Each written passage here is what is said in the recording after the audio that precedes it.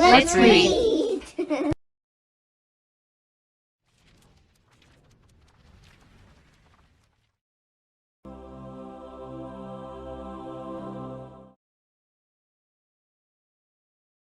Chapter 14, Dr.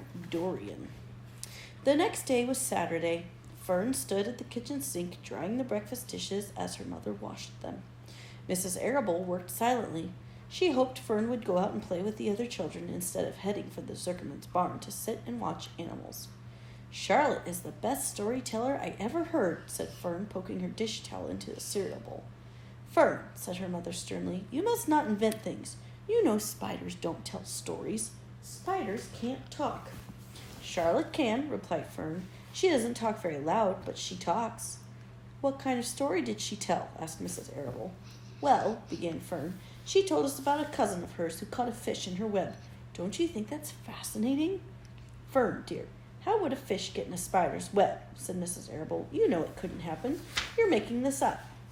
"Oh, it happened all right," replied Fern. "Charlotte never fibs.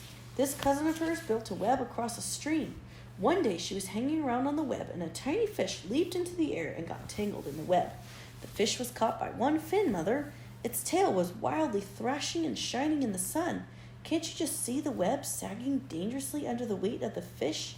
Charlotte's cousin kept slipping in, dodging out, and she was beaten mercilessly over the head by the wildly thrashing fish. Dancing in, dancing out, throwing— "Fern!" snapped her mother. "Stop it! Stop inventing these wild tales." "I'm not inventing," said Fern. "I'm just telling you the facts." "What finally happened?" asked her mother, whose curiosity began to get the better of her. "Charlotte's cousin won. She wrapped the fish up, then she ate him when she got good and ready. Spiders have to eat the same as the rest of us." "Yes, I suppose they do," said Mrs. Arable vaguely.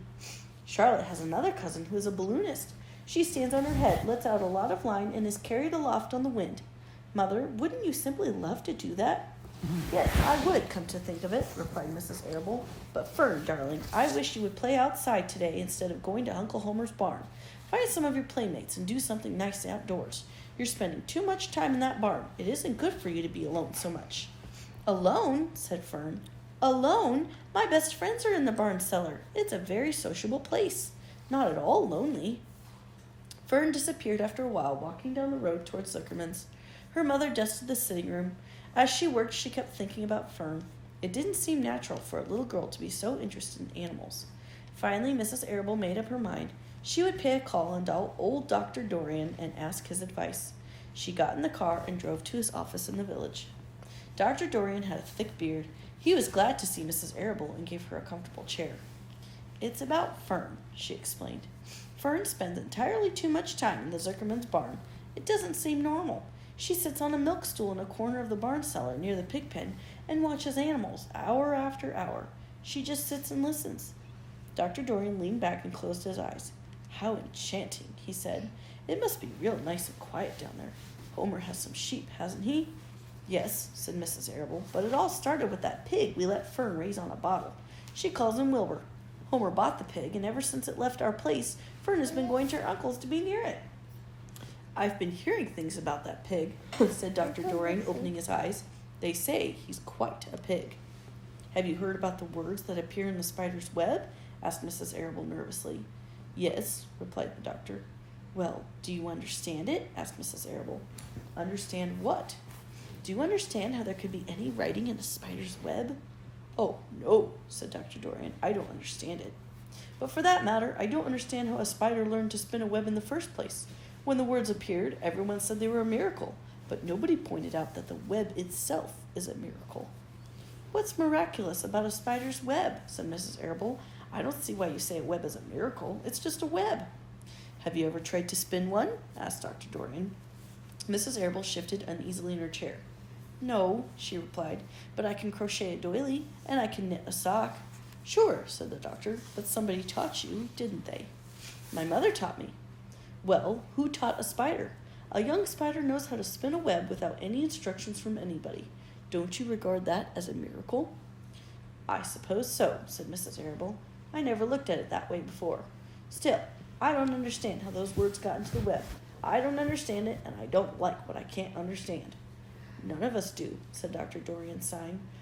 I'm a doctor. Doctors are supposed to understand everything, but I don't understand everything, and I don't intend to let it worry me.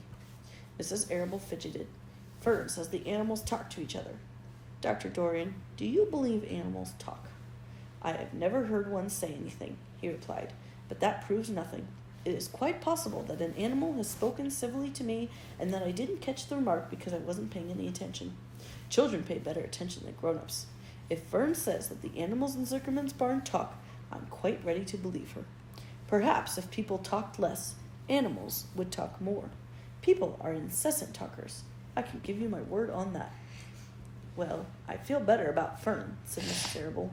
You don't think I need to worry about her? Does she look well? Asked the doctor. Oh, yes. Appetite good? Oh, yes, she's always hungry.